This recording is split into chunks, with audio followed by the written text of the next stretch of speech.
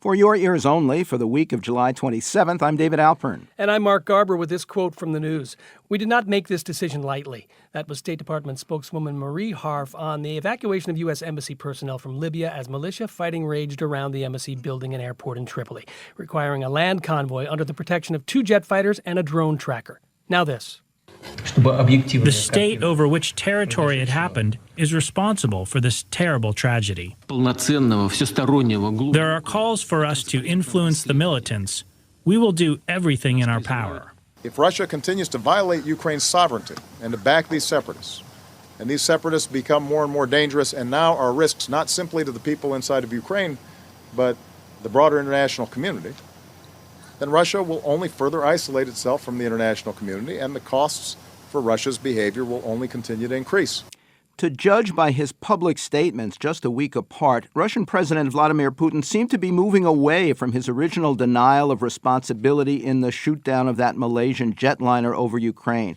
But while some observers wondered how much control he really had over pro-Russian separatists, whose passions and arsenal he had bolstered, the Obama administration last week charged Putin was actually stepping up support to reverse the militants' recent retreat under pressure from Ukraine's central government, sending in more heavy armament and, by some accounts, even permitting Russian firing across the border. The European Union on Friday reached agreement on an outline of new economic sanctions on access to capital markets, arms, and high tech, although only going forward, which would permit completion of a controversial sale to Moscow of French helicopter carriers. And even if the EU should falter out of concern for its dependence on Russian energy, the marketplace itself was exacting a toll, $28 billion in lost stock value since the annexation of Crimea, even as stocks in the U.S. and elsewhere rose to all-time highs. To consider these and related developments for your ears only, we turn again to Dr. Nina Khrushcheva, professor of international affairs at the New School University in New York. She's the great-granddaughter of the late Soviet Premier Nikita Khrushchev and author of The Lost Khrushchev, A Journey into the Gulag of the Russian Mind, from Tate Publishers in May. Welcome back to the program. Thank you. Are you surprised to see Putin escalating provocation and support for the separatists even while the shame sort of builds around him? Well, not really, unfortunately, because since the crisis began, every time when people say, well, this would be a good opportunity for Putin to back off because it's getting only worse, he actually doesn't take this opportunity. So this is just yet another succession of this kind of not taking an opportunity. The problem, of course, for Putin is that every single next crisis is worse than the previous one. And although originally I was very convinced that he doesn't want to be a pariah of the world, but he still wants to be important and recognized, now I'm not even sure that there is a turning back. I don't even know whether he would have an opportunity to continue to be a partner of any country at this point, because if Holland turned away from him, that's really almost the beginning of the end. Well, you say that the incompetence in Putin's Ukraine policy could eventually undermine his new popularity with the Russian people and support from top-level leaders. Talk about how that same dynamic played out 3 decades ago when the Soviet military downed a Korean Airlines passenger jet. Well, that was my theory. I mean, history is only an indication. It doesn't have to be prescription.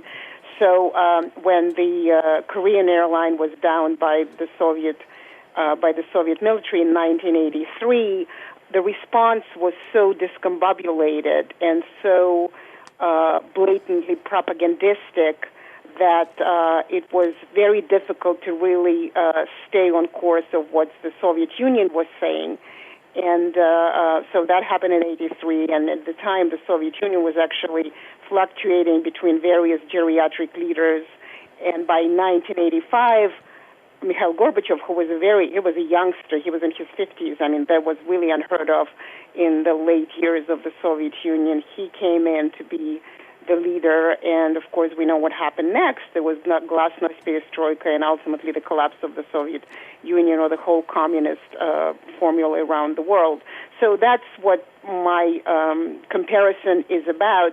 You know, the question is how weak Putin regime is, because in 1983, Soviet regime was very weak. Is it weak enough to really collapse quickly enough? Although, of course, there's no question that it is going to collapse reasonably soon, I believe. Beyond the tragic plane shootdown in Ukraine and the economic toll of sanctions and risk-averse market forces, you say there's evidence of incompetence and corruption all around Putin's Russia. Give us some examples. Well, there is. I mean, and one of the interesting developments, or was an interesting development, that only a year ago, last summer, his approval rating was really not great. I mean, at some point it was at 48%, which is really unheard of.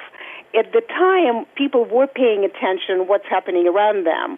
And for example, I mean, there are incredible instances of police corruption when, somebody is being arrested for petty crimes, and then the bribe that the policeman is getting is 10 times more, 1,000 times more than the money that was sort of petty crime that was involved and whatnot.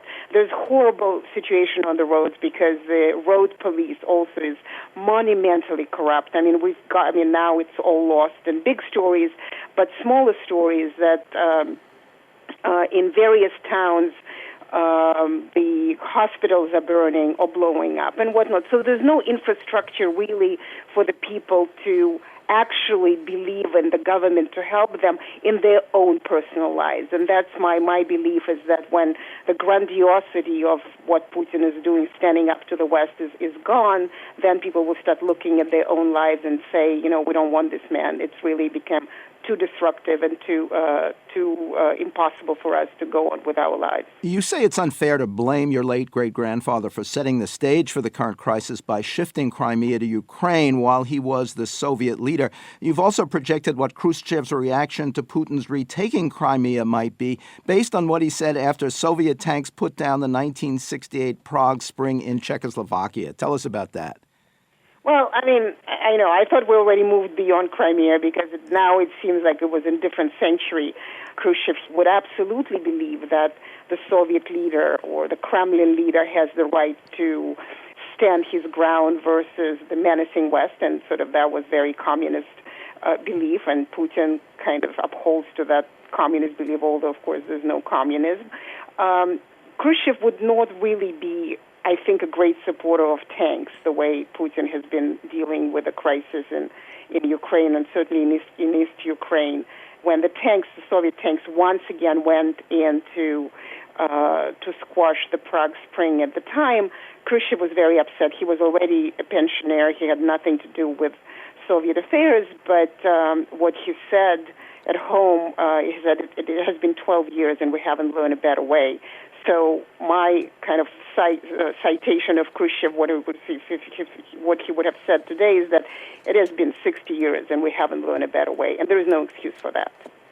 Nina Khrushcheva is a professor of international affairs at the New School University in New York. She is the great-granddaughter of late Soviet Premier Nikita Khrushchev and author of The Lost Khrushchev, A Journey into the Gulag of the Russian Mind.